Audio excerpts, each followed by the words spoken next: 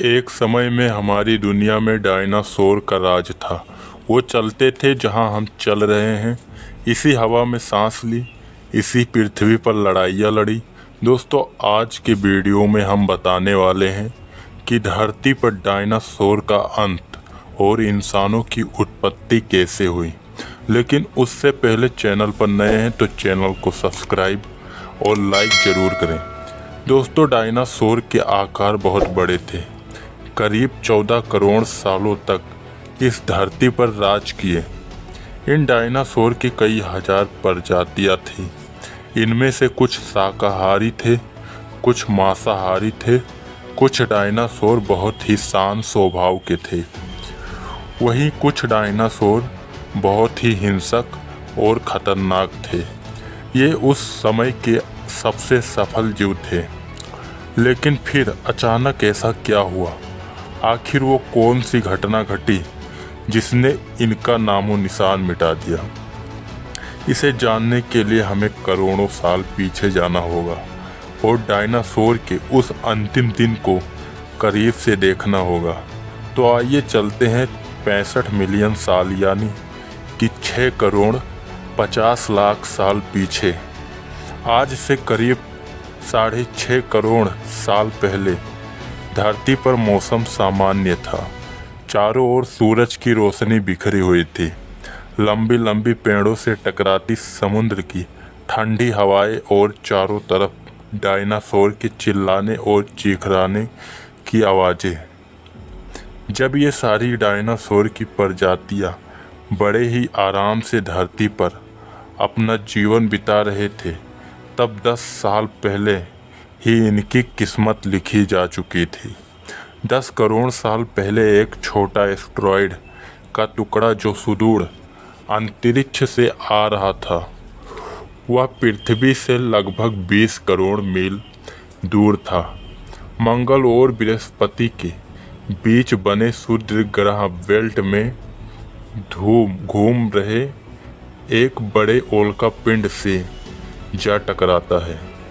इसी टकराव से उस बड़े उल्का पिंड की दिशा बदल जाती है और वह सूर्य ग्रह बेल्ट से निकलकर सीधे पृथ्वी की ओर 22,000 मील प्रति घंटे की रफ्तार से बढ़ने लगता है। जब यह उल्का पिंड पृथ्वी के 3,84,000 किलोमीटर की दूरी पर था, तब धरती पर शायद डायनासोर का अंत न होता यदि ये उल्का पिंड पृथ्वी के उपग्रह चांद से टकराता। लेकिन प्रकृति को कुछ और ही मंजूर था, इसलिए ये बड़ा उल्का पिंड चांद के बहुत नज़दीक से गुजर गया। 40 किलोमीटर की व्यास वाला रोटिलियम ट्रिक टन का ये उल्का पिंड प्रत्येक सेकंड के साथ साथ धरती के करीब बढ़ता जा रहा था। ये उल्का पिंड जब पृथ्वी के वातावरण के संपर्क में आया तो इसी रफ्तार एकाएक 70,000 किलोमीटर प्रति घंटा हो गई। पृथ्वी के वायुमंडल में घुसते ही घर्षण की वजह से ये एक आग के गोले में बदल गया। इतनी रफ्तार से बढ़ रहा था कि सिर्फ 4 मिनट में इसे अटलांटिक ओशियन को पार कर लिया। इसकी चमक इतनी अधिक थी कि धरती पर टकराने से पहले ही हजारों जीव आग के इस दहकते गोले को देखकर पूरी तरह अंधे हो चुके थे। ये जीव उस उल्का को देख ही नहीं पा रहे थे, लेकिन वहाँ उसकी भयानक गर्मी को महसूस कर रहे थे। कुछ ही क्षण में ये उल्का मैक्सिमो के खड़ी पास जमीन से टकराता है और लगभग 35,000 डिग्री सेल्सियस से उसकी ऊंचा वाला एक भयंकर विस्फोट होता है। इस टकराव का विस्फोट लगभग 10 हाइड्रोजन बम के विस्फोट के बराबर था। ये विस्फोट इतना शक्तिशाली था कि इसके टकराते ही धरती की लाखों टन धातु अंतरिक्ष में चली गई। टकराव वाली जगह पर 180 किलोमीटर चौड़ा और 20 किलोमीटर गहरा गड्ढा बन गया। विस्फोट के कारण इस गड्ढे का सारा मेटल और पत्थर आसमान में धूल के बड़े बड़े बादल में बदल गई। 16 मिनट 40 सेकंड बाद जमीन टकराव की वजह से धरती के अंदर चारों ओर 11.1 तीव्रवाद भूकंपीय तरंगे उठने लगी। इसी वजह से समुद्र में विशाल लहरों का निर्माण हुआ और एक के बाद एक सुनामी की लहरें चारों तरफ बढ़ने लगी। भूकंपीय तरंगे ने सभी ज्वालामुखियों और को दहका दिया, जिसके कारण जगह जगह विनाश शुरू हो गया।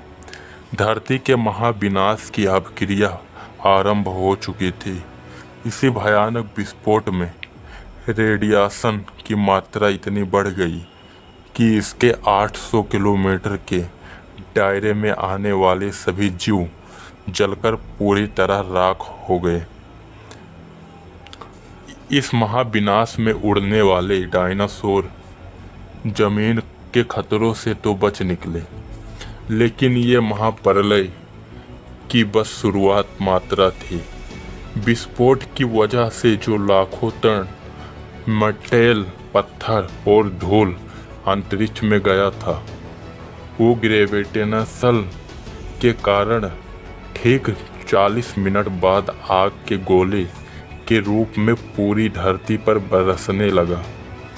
साथ ही धूल का एक बहुत बड़ा तूफान 6000 किलोमीटर प्रति घंटे के रफ्तार से पृथ्वी के दूसरे तरफ मात्र लेकर आ रहा था।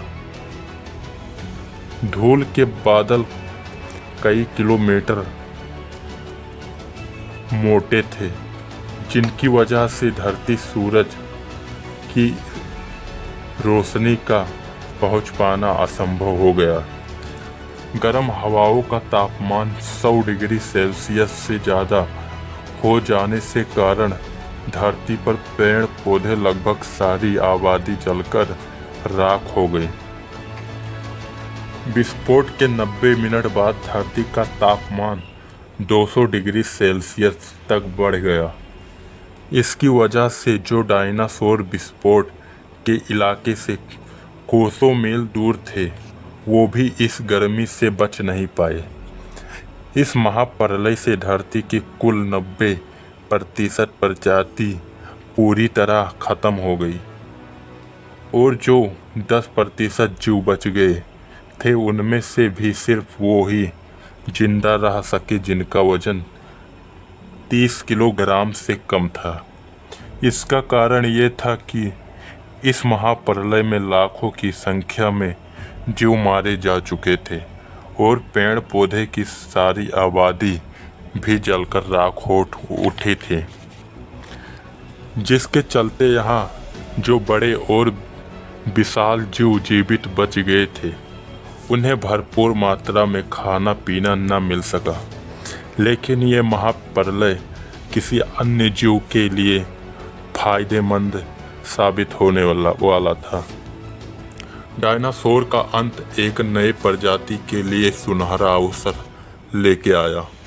ये प्रजाति थी मेनसस की, मेनलस यानी स्तनधारी जीव। इन्होंने खुद को इस महाविनाश से बचा लिया। अत्यंत गर्मी से बचने के लिए जमीन के अंदर रहने लगे थे और जिंदा रहने के लिए इन्होंने सब कुछ खाना शुरू कर दिया। इतने बड़े महाप्रलय के गुजरने के बाद धरती फिर सामान्य हो गई। सतह पर फिर से नए पेड़ पौधे उगने लगे और धरती पर जो 5% जीव बच गए थे, उनमें एदांत विनाशन की प्रक्रिया से बहुत सारी नई प्रजातियां जन्म लेने लगी। 5.5 करोड़ साल पहले बंदर जैसी प्रजातियां आई जो सीधे खड़े होकर चलने लगी। आज से 4.7 करोड़ पहले धरती के वातावरण में लगातार बदलाव शुरू हुए। धरती के टेक्टोनिक पदार्थ में जो धरती की 2 द्वीप को एक दूसरे के पास ले गए। ये जो वो भाग है जहां आज हम भारतीय रहते हैं, यह है इंडिया। दोस्तों, वीडियो पसंद आए तो चैनल को सब्सक्राइब और लाइक ज़रूर करें।